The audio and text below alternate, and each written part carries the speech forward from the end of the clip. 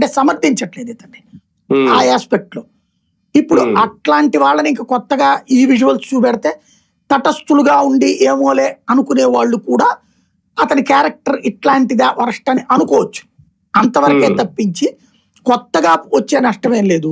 ఇంకోటి గవర్నమెంట్ కూడా ఆ వీడియోలు నిజమైతే కనుక బయట పెట్టాలి. పోలీసులు బయట పెట్టకపోతే జనానికి ఎలాంటిది వెళ్తుందంటే ఈ 10% 20-30 అవుతుంది రేపు పొద్దున.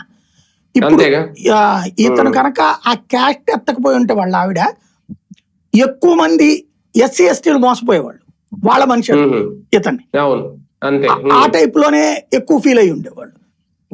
వాస్తవంగా ఇతను దళిత క్రైస్తవ జంకారావానికి అటెండ్ అవ్వడం వల్ల అతని వైపే అనుకున్నారు, అందుకని మొదట బాగా మద్దతు వచ్చింది. తర్వాత ఎప్పుడైతే వాళ్ళ ఆవిడ క్యాష్ చెప్పాక ఆ మద్దతు కొంత తేడా వచ్చింది ఆ ఇష్యూలో. బట్ ఈ భావజాలాన్ని సమర్థించే వాళ్ళు అతనికి ఉన్నారు. తటస్థులు సైలెంట్ గా ఉన్నారు ఇప్పటిదాకా, ఏమోలే పోలీసులు తప్పుగా పెడుతున్నారేమో ప్రభుత్వానికి వ్యతిరేకంగా కదా అని. వాళ్ళు కూడా ఇది చూసినప్పుడు వెనకేసుకు రాకపోవచ్చు.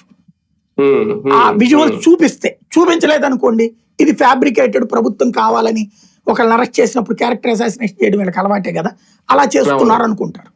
నెక్స్ట్ సార్, ఒక రకంగా ఈ అరెస్ట్ ఇప్పుడు ఇదంతా చూసినప్పుడు ఇన్నాళ్ళుగా చూస్తున్నాం, నిజంగా ఇలాంటి భావజాలంతో కూడిన మరికొన్ని ఛానల్స్ ఇలాంటివి ఉన్నాయి, ఎందుకంటే వాళ్ళు ఇప్పుడు ఈయన సపోర్ట్ చేస్తున్నారు.